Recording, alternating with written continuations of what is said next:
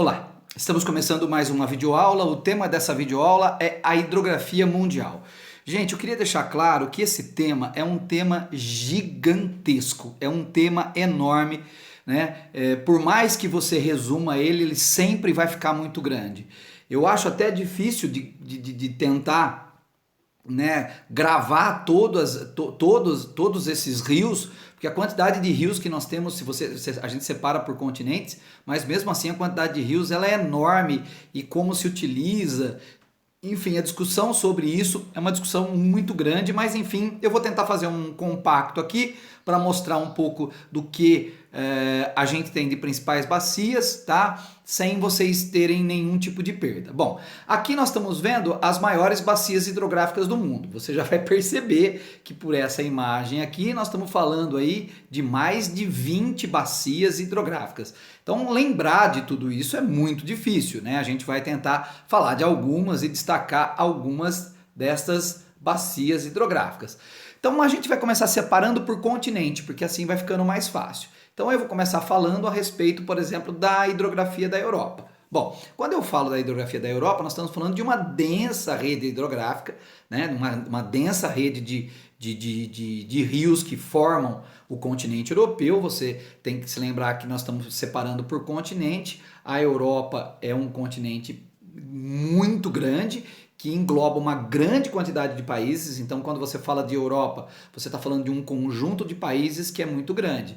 Então, e são países que, de forma geral, são até países pequenos, né? Então, se você olhar, vários dos países da Europa são países minúsculos. Nós temos países muito pequenininhos, né? Como é o caso de Mônaco, ali no sul da Europa, que tem 2 km², né?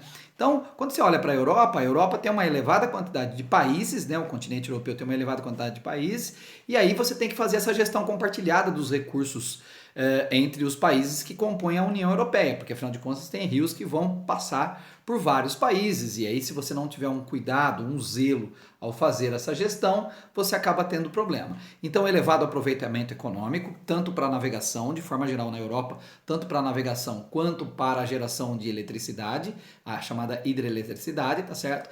E aí você tem uma infinidade de rios. Eu estou citando aqui alguns desses rios, né, pessoal? Que é o caso do rio Rodano, que é o caso do rio Reno, que é o caso do rio Danúbio, que é o caso do rio Volga. Eu vou passar de uma forma mais rápida por esses rios, tá? Vocês me desculpem, não dá para ficar falando muito, então eu vou fazer acelerado porque a gente tem aí uma quantidade enorme.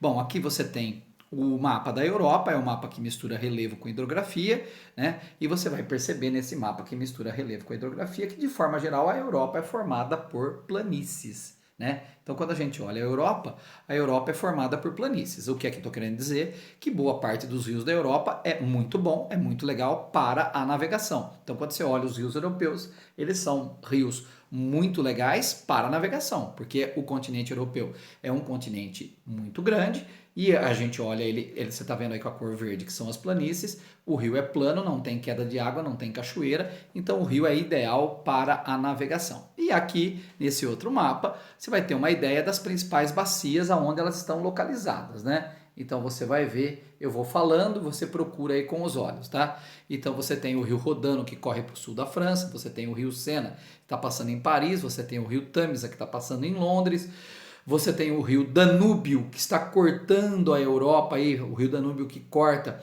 a Europa pelo centro e vai desaguar ali no Mar Negro, tá? Você tem o rio do Pó, que corta o norte da Itália, né? Você tem o rio Volga, que está passando lá no canto, lá no território russo. Então, é uma quantidade bacana de rios. E eu diria um dos mais importantes, né, o que corta a Alemanha, que é o rio Reno, né, que você vai ver ali do lado da França, o rio Reno. Então, nós temos uma quantidade enorme de rios que compõem o continente europeu, passando por um conjunto enorme de países. Bom, a Europa apresenta uma grande quantidade de lagos, e em sua maioria são lagos glaciais, né, por causa do peso. Pesou, fez esses lagos glaciais, então é bom você saber que a Europa tem lagos, tá? Os rios europeus, embora de pequena extensão, tá certo? São rios abundantes e bem distribuídos e muito utilizados tanto para navegação como para geração de energia elétrica, e aí a gente vai citando rapidamente os rios. Então eu pus aqui um mapinha, né, gente? Pus aí as imagens, depois se vocês quiserem ir parando para ir vendo melhor os rios.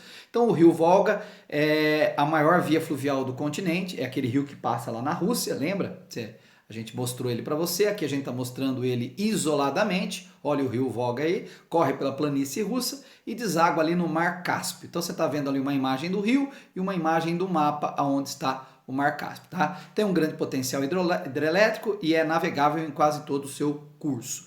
Depois nós temos o rio Reno, que está aqui do meu lado, um mapinha aqui mostrando o rio Reno. Nasce na região dos Alpes Suíços, tá? Que separa a França da Alemanha, corta importantes centros industriais, como o Vale do Ruhr na Alemanha. Esse rio é muito utilizado para transporte, inclusive vai chegar ali na Holanda e vai desaguar junto ao Mar do Norte. Isso ocorre junto ao porto de Roterdã, que é um dos portos mais importantes da Europa e do mundo. Depois nós temos o rio Danúbio, então você está vendo aqui imagens, tá certo? Do rio Danúbio. Olha, gente, vou pôr a minha câmera aqui para você poder...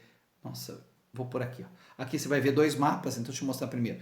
Aqui você tem dois mapas do rio Danúbio, né?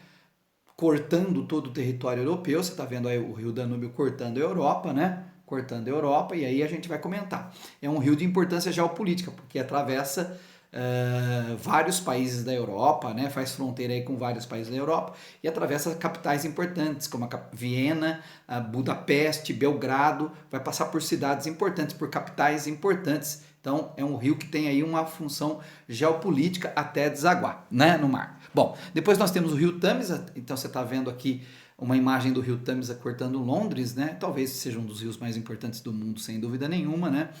Pela sua localização. Então,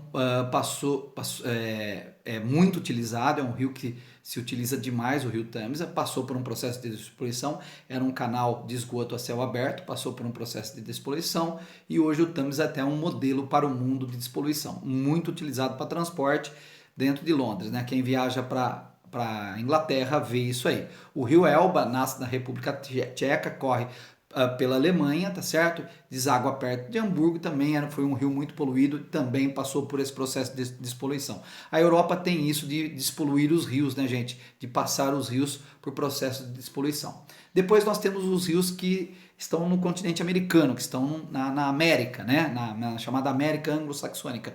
Para quem não se lembra o que é América Anglo-Saxônica, gente, América Anglo-Saxônica, eu estou falando dos Estados Unidos, eu estou falando do Canadá. A apostila, né, as apostilas, elas gostam de pegar esse conteúdo e dividir por vertente, lados que o rio correria. Então a primeira vertente dos rios são os rios que estão correndo para o norte, né, que estão correndo em direção ao Ártico, tá?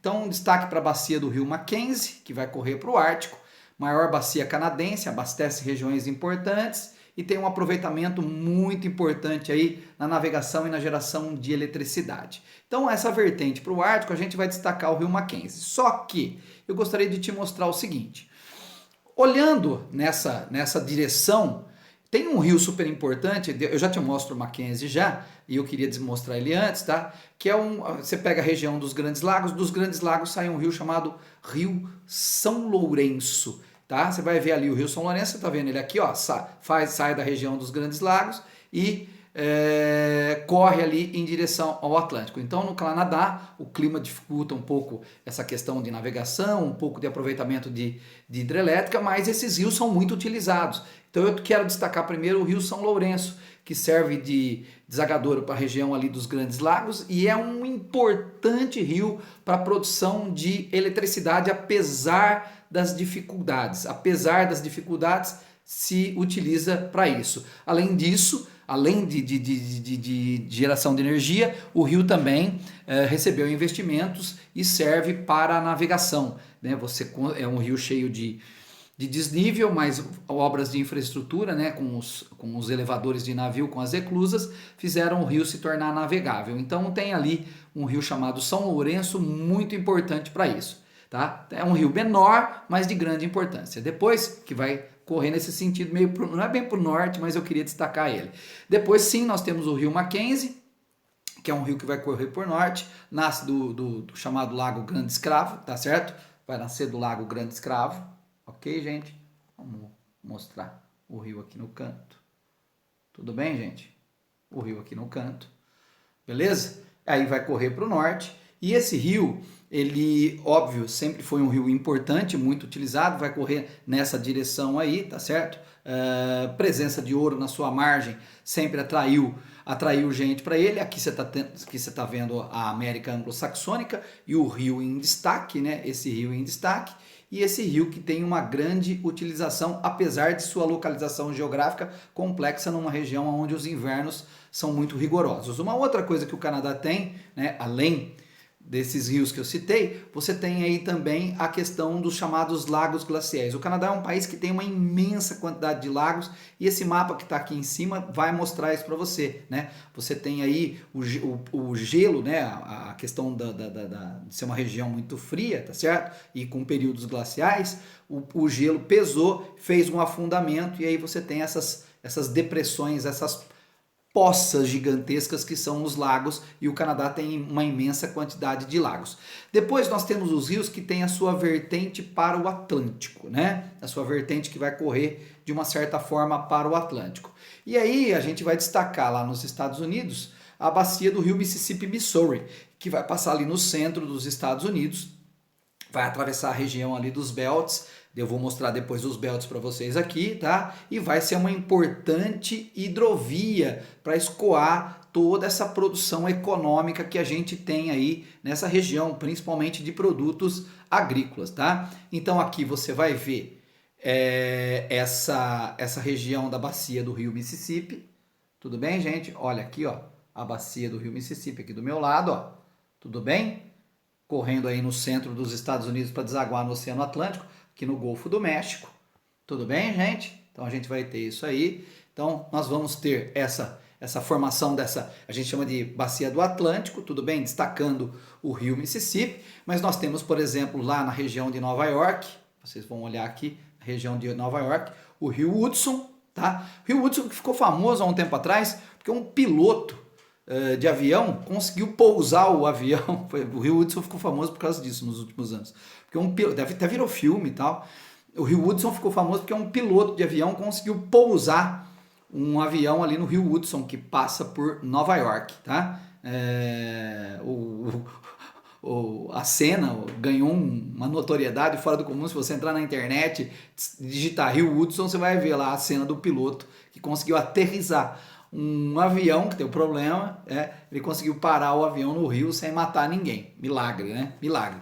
Então você vai ter o rio Hudson, tá certo? Que faz a interligação aí com os grandes lagos, tá? Por canal, então a gente tem a questão de transportes nessa região.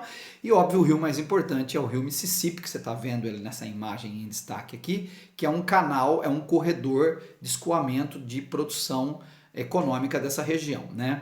Então o rio é um canal de escoamento mesmo, é um rio de planície, favorece a navegação, é um dos rios mais importantes dos Estados Unidos, eu diria que é um dos rios mais importantes do mundo, a chamada do rio Mississippi-Missouri, tá? Então a água desce aí pelo Mississippi e vai desaguar aqui embaixo no Oceano Atlântico. Tudo bem, gente? Muito importante para a navegação. O Mississippi possui a terceira maior bacia hidrográfica do mundo, é superado pelo Amazonas e pelo Congo, mas não é isso que me interessa. O que me interessa é falar sobre a sua vasta rede de transporte. E aqui você tem uma ideia, né, do que eu estou falando, porque aqui você está vendo os principais cinturões da agropecuária e o rio passando ali no centro, né? Então você vai ver ali o algodão, você vai ver ali o milho, né? Essa região aí, que é uma região agrícola muito forte, então ele pega essa produção e escoa ali pelo sul, com o transporte de navegação sendo mais barato, o custo dessa produção acaba sendo um custo mais barato, já que você está olhando que nessa região dos belts, o escoamento da produção. Depois nós temos a vertente para o Pacífico, viu, gente? A vertente para o Pacífico é que está correndo ali pro Oceano Pacífico, em direção ali àquela região, para te nortear a região ali onde está a Califórnia, tá bom? Vamos lembrar que a região oeste dos Estados Unidos é uma região de deserto. A região oeste dos Estados Unidos é uma região muito seca. Então atravessa uma região seca aí da chamada América Anglo-Saxônica, tá certo? E essa região, gente, essa bacia, ela tem um elevado potencial, hidrelétrico, navegação e irrigação. Eu destacaria a irrigação e eu destacaria a geração de energia elétrica numa região que é uma região de deserto, que é uma região onde esses potenciais são muito escassos. Bom, você está vendo aí o Rio Colorado, em cima você está vendo o Rio Colorado, o Grand Canyon que o Rio Colorado escavou, tudo bem, gente? O Grand Canyon que o Rio Colorado escavou, o Grand Canyon que o Rio Colorado escavou, e aqui, gente, o Rio Colorado, né? O Rio Colorado, aqui o mapinha vai mostrar para você ele saindo aqui do Colorado, né? Eu vou ampliar aqui para você ver, gente, ó. Ele saindo aqui do Colorado, atravessando o Utah, o Arizona, fazendo a fronteira ali com o Nevada, com a Califórnia, indo em direção ali ao México e desaguando ali no chamado Golfo do México, tá? Então o Rio Colorado, que é um rio muito importante, um rio muito importante na chamada costa oeste dos Estados Unidos. Bom, o Rio Colorado é responsável pelo abastecimento de dezenas de milhões de pessoas, né, de região irrigada, como eu tinha destacado para vocês, que aquela região ali é a região onde tem montanha, não tem circulação atmosférica, então aquela região é uma região de deserto, né, a região oeste dos Estados Unidos é uma região de deserto, tá? E a gente vai ver aí o rio tendo essa utilidade, tanto para projetos de irrigação para a agricultura, como você vai ver também ali para geração de energia elétrica, tá? Então você vai ver ali, por exemplo, o rio sendo utilizada para fazer energia elétrica. Aliás, é muito interessante as usinas hidrelétricas do Rio Colorado, porque elas fecham uma garganta, elas fecham o cânion, como essa represa de Hoover aí. Tudo bem que vocês estão vendo aí, essa uma das principais represas que foi feita aí na época, logo depois da Grande Depressão. Eles construíram essa represa aí para desenvolver a costa oeste dos Estados Unidos. Foi logo depois da crise de 1929, então eles foram construir essa hidrelétrica aí, tá? Fica entre os estados do Arizona e de Nevada. Tudo bem? Bom, gente, como essa aula é uma aula muito grande, eu vou fazer o seguinte. Eu vou dividir ela em duas etapas. Então essa primeira etapa eu dei agora, eu vou parar aqui nesse ponto, depois eu volto com as outras bacias para não ficar muito pesado. Tudo bem? Valeu? Então fica dividido em duas etapas. Falou? Abraço. Tem mais uma aula depois para acabar esse assunto, é que esse assunto é muito amplo mesmo, tá bom? Então eu dividi em dois temas, em dois blocos.